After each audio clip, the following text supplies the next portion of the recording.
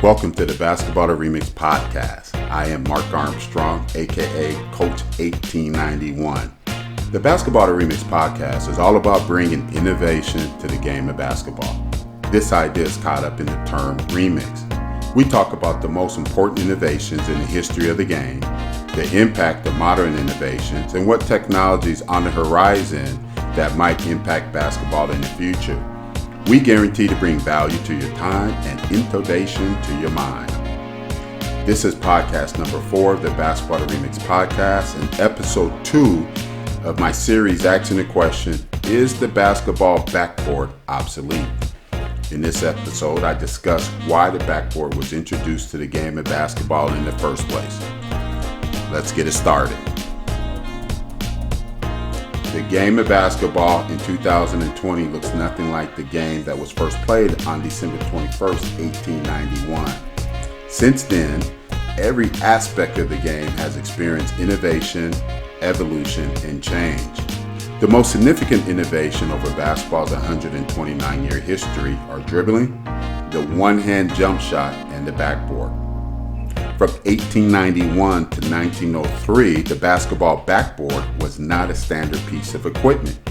So when you hear that in the beginning, the game of basketball was played with 2-piece baskets, a soccer ball, and 13 rules, believe it, there was no backboard in the beginning. Every day for the past 20 years, I have wondered, what would modern basketball look like if the backboard was never introduced? Think about it. I suspect the development and wide application of shooting skills we see today would have taken place decades ago.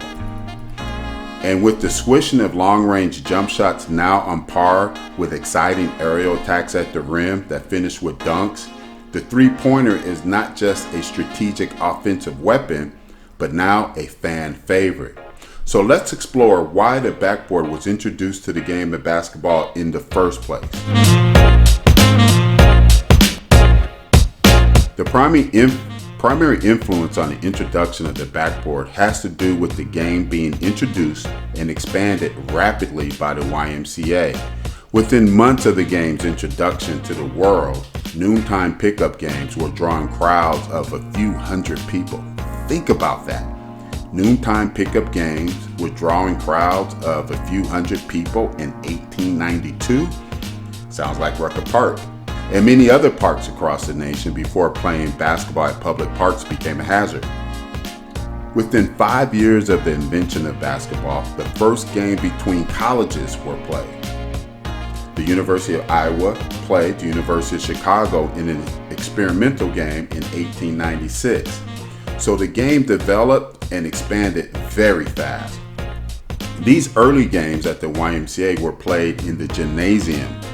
At that time, the standard YMCA gymnasium had a running track elevated above the gymnasium floor. The running track also substituted as a balcony. And here is where the problem arose that forced the introduction of the backboard. You see, Naismith attached the peach basket at the bottom of the balcony. And those 200 fans that watch noontime basketball games from the balcony, so people watching the game were literally standing above the peach basket and within reach of the peach basket. It is this combination between the basket location, so close to the location of the people, that forced the introduction of the backboard, because spectators were interfering with the ball, what we call today goaltending.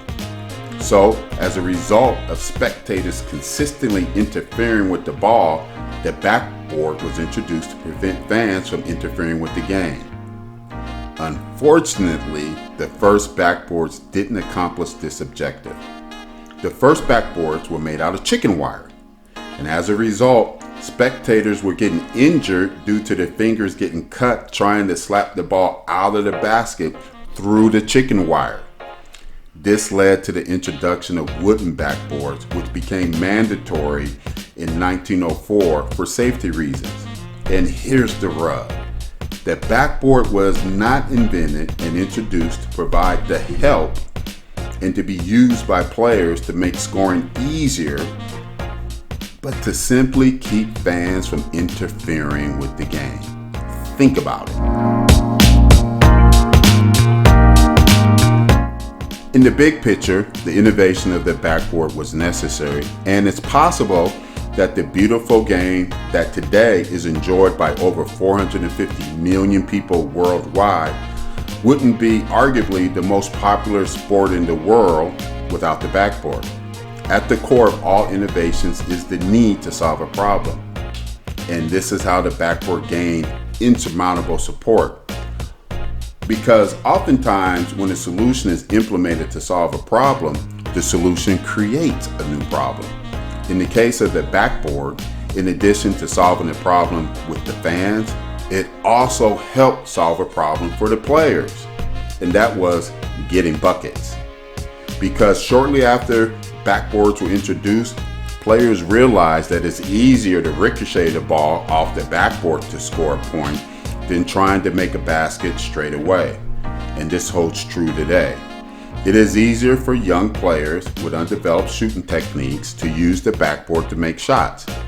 I know when I was a youth, learning how to use the backboard was a fundamental part of teaching the game. Up until the increased use of the three-point shot, the backboard was used heavily and a part of most scorers' arsenals. Today, very few players are known to use the backboard as part of their regular offensive game. And that presents the question for basketball in the 21st century. Is the backboard still a necessary piece of equipment in the modern game of basketball? I say the backboard is obsolete.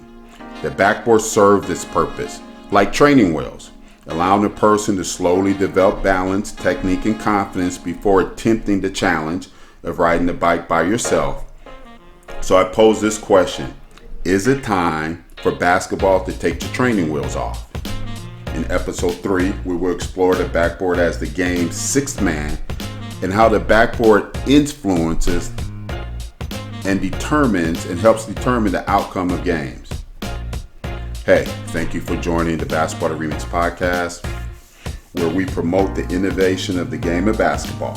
I hope I brought value to your time and innovation to your mind. This is Coach 1891. Be blessed, and I will see you at the top.